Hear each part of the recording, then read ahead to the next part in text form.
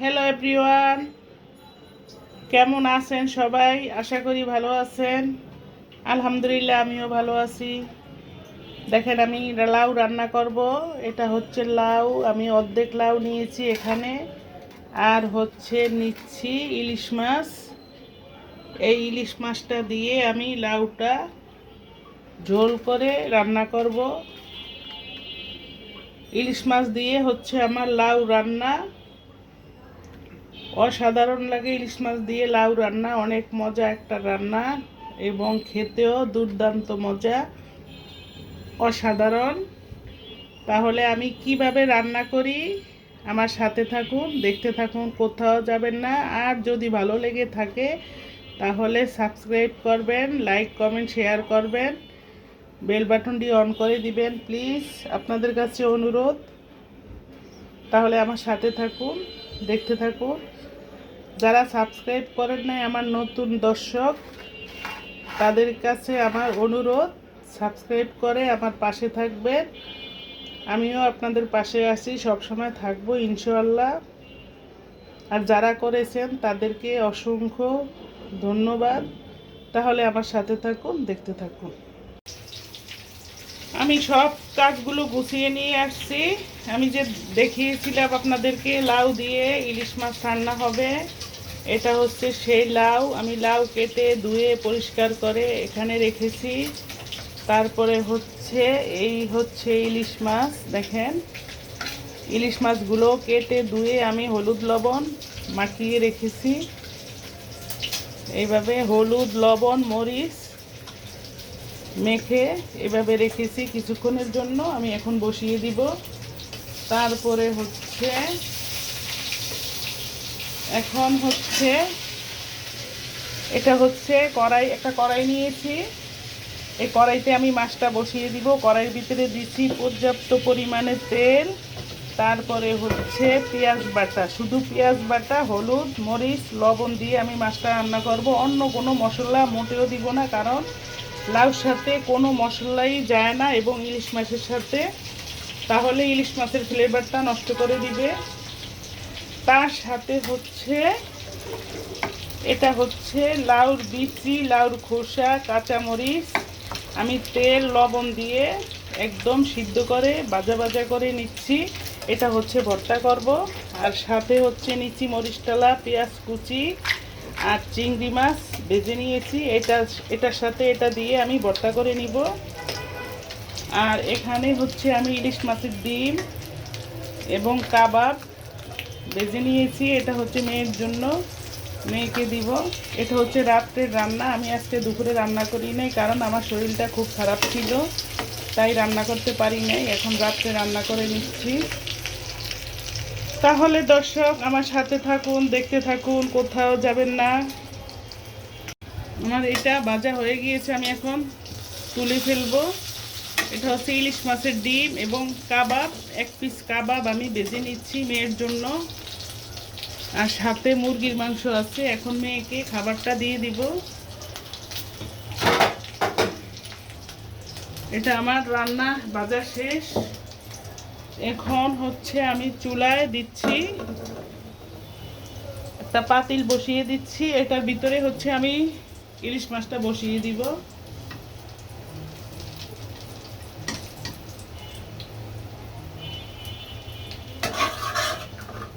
এখানে শুধু পেঁয়াজ, অন্য কোনো মশলা দিব না, ইলিশ মাছের ফ্লেভার নষ্ট করে দিবে এবং লাউর সাথেও আর কোনো মশলা যায় না।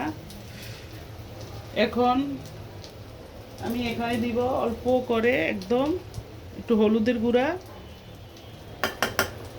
আর হচ্ছে মরিচ,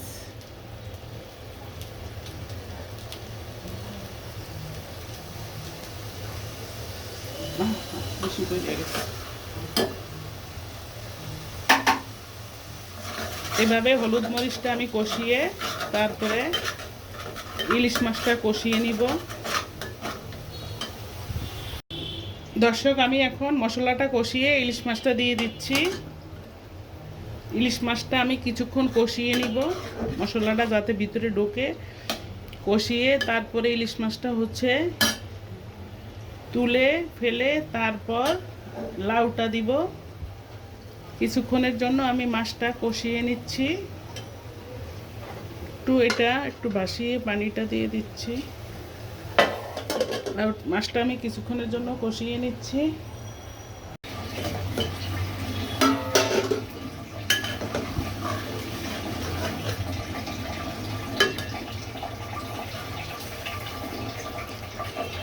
এইভাবে লাউ মাছটা আমি কষিয়ে তারপর আরেকটু কষিয়ে নিব।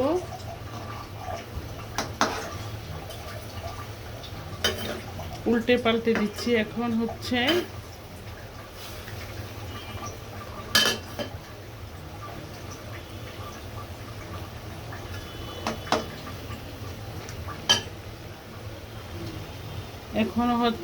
এই এখানে আমি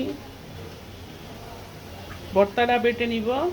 এই হচ্ছে সেই লাউর খোসা, তারপর লাউর বিচি, পেঁয়াজ, রসুন, কাঁচামরিচ, লবণ, তেল দিয়ে আমি সিদ্ধ করে নিচ্ছি। এখন আমি ভর্তাটা বেটে নিব।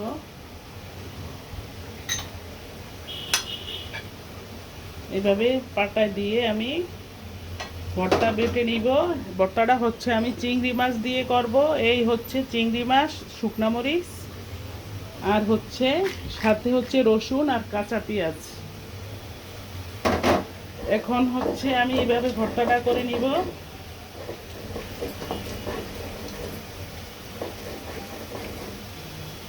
দর্শক, আমি মাছগুলো কষিয়ে উঠিয়ে ফেলে এখন হচ্ছে লাউটা দিয়ে দিচ্ছি। লাউর সাথে কাঁচামরিচও দিচ্ছি, আর ছোট দেখতে একটা আলু দিয়ে দিচ্ছি, একদম ছোট। এখন উল্টে পাল্টে দিচ্ছি।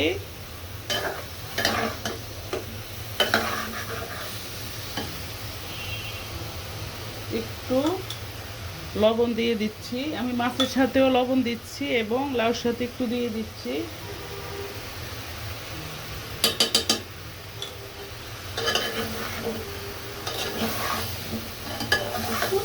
লাউটা কিছুক্ষণ এইভাবে সিদ্ধ করে কষিয়ে নিব, নিয়ে হচ্ছে জল দিয়ে দিব। এখন হচ্ছে লাউ বিচিটা বাটা হয়ে গিয়েছে। এখন আমি এগুলো বেটে নিব। মরিচ, পেঁয়াজ, চিংড়ি মাছ, রসুন একত্র করে হচ্ছে বেটে নিব। সাথে দিচ্ছি একটু লবণ। লবণ আমি আগেও দিয়েছি, এখন আবার একটু লবণ দিচ্ছি।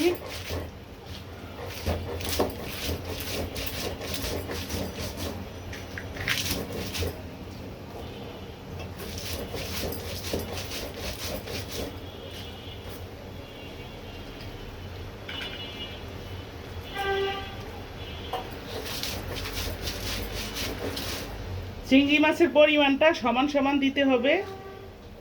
চিংড়ি মাছের পরিমাণটা বাড়িয়ে দিলে না খেতে অনেক সুস্বাদু হবে। আমি এখানে চিংড়ি মাছ দিয়েছি অনেকগুলো। চিংড়ি মাছটা একদম বড়ও ছিল।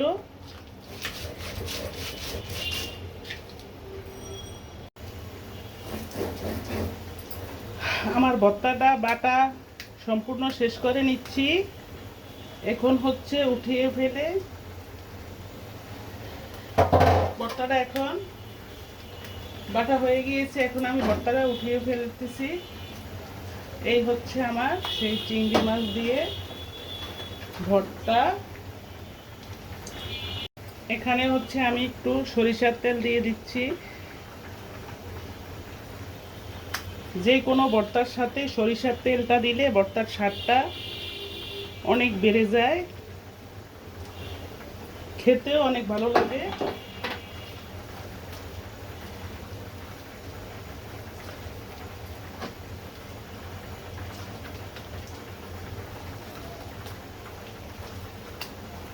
দেখেন ভর্তাটা দেখতে অনেক ইয়ামি হয়েছে, খেতেও অনেক সুস্বাদু হবে আশা করি।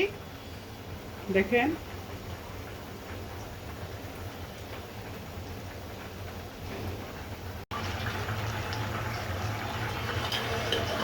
আমার লাউ দিয়ে ইলিশ মাছ রান্নাটা একদম কমপ্লিট করে নিচ্ছি। দেখেন দেখতে কালারটা, লাউটা একদম সিদ্ধ হয়ে গিয়েছে, সুন্দর একটা খুশবু বের হচ্ছে, মনে হচ্ছে এক্ষুনি খেয়ে নেই।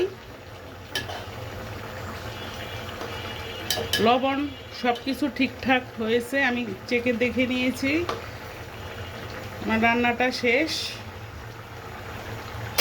এখন খাওয়ার পালা, খেতে বসে যাব।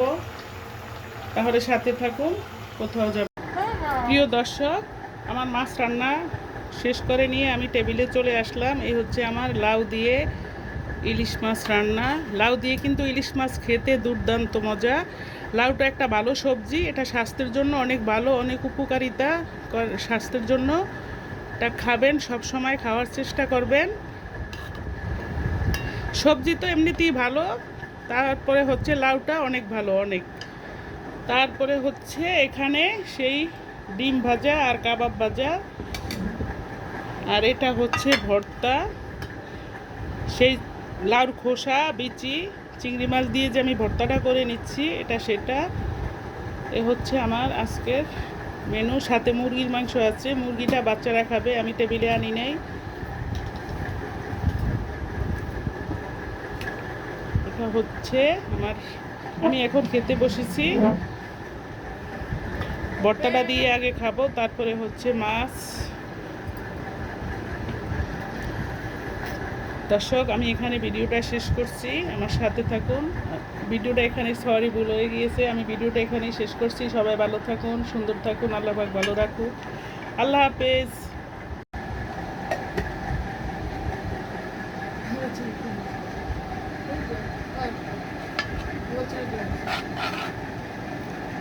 লাউ দিয়ে ইলিশ মাছ, আর এই হচ্ছে ভর্তা, মাছ, ভাত।